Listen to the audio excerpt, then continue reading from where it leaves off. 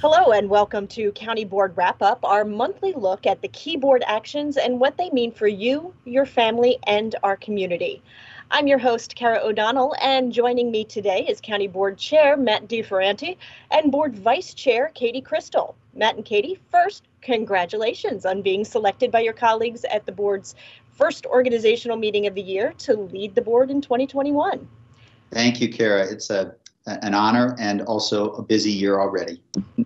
And of course, Matt, this is your first time as chair. And, we traditionally start off the new year at the County Board Wrap-Up with a look at your big priorities for the year. But I think we can all agree that the biggest priority for the year this year is going to be the COVID vaccine. So let's start off with that.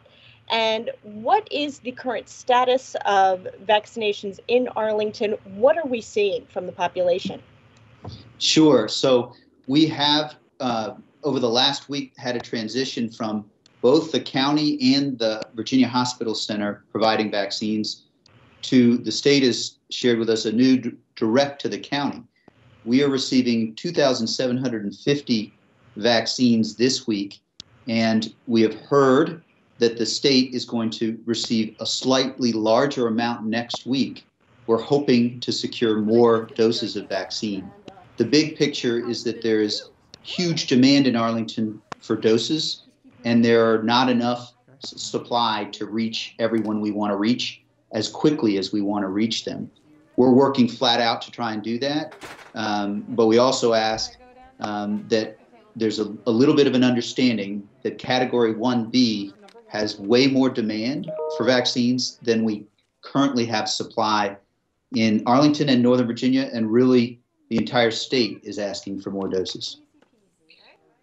And of course, that expansion of the 1B category to include not only residents 75 and older, but also the 65 to 74 age bracket, and then 18 to 64 with underlying medical conditions. Those combined with the existing 1B employer brackets equals out to almost half of Virginia's population. So we're talking a lot of people in these brackets, correct? We sure are. There's a large number of Arlington residents who had appointments we are working to reschedule, and that work is ongoing. We've pulled staff from across county government to try and address that need, and so we're trying to reschedule everyone over 75, and we're also working to get more doses to address those other groups that you mentioned in Category 1B. So there's a lot happening right now, and we understand such a need to do our best to reschedule as quickly as possible.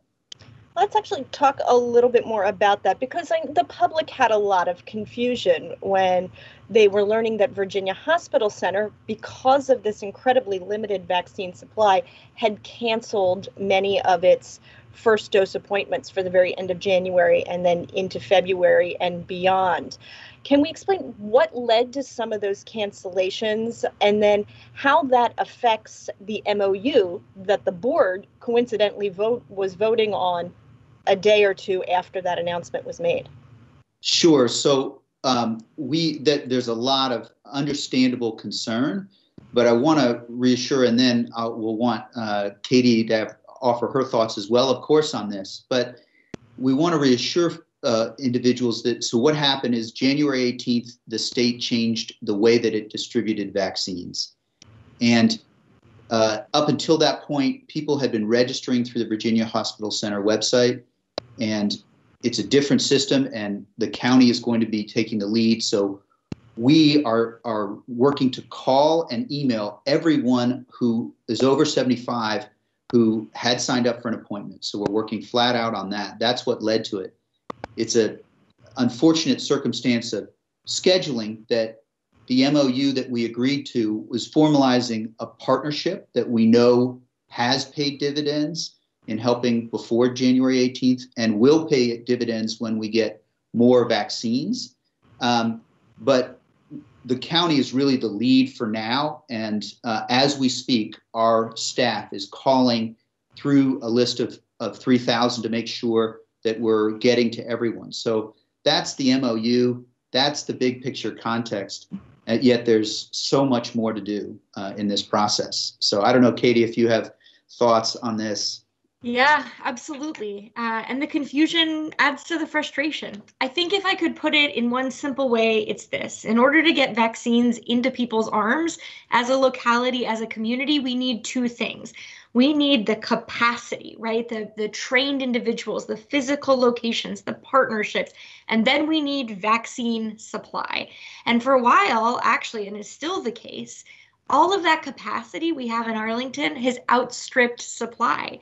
So what you saw when you had people signed up for vaccination appointments with Virginia Hospital Center, that was VHC as our partner exercising the capacity that they had, getting people enrolled, getting them ready and signed up.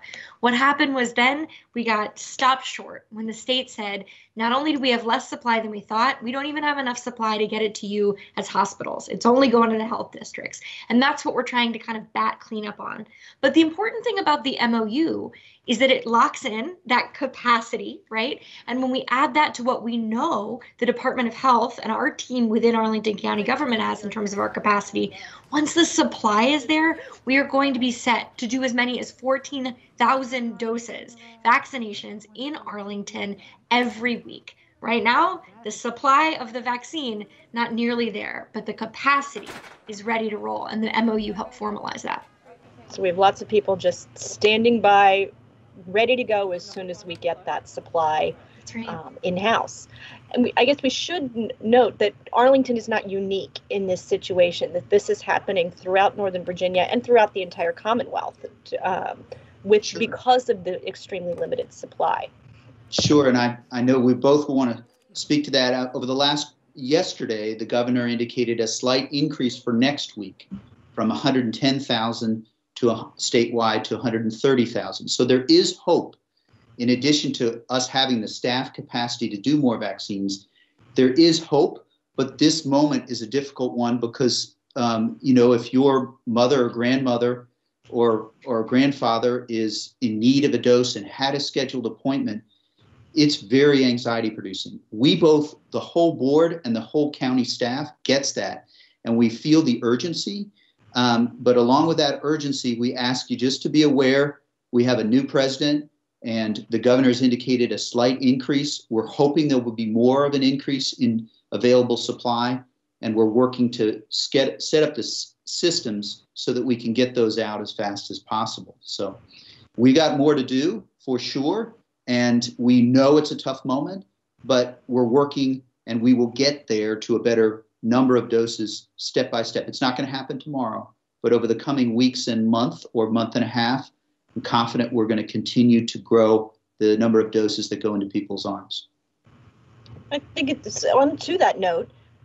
In the meantime, while people are eagerly waiting for their group to come up in line, so to speak, for vaccine scheduling, how can Arlingtonians learn more about when and how they can get vaccinated here?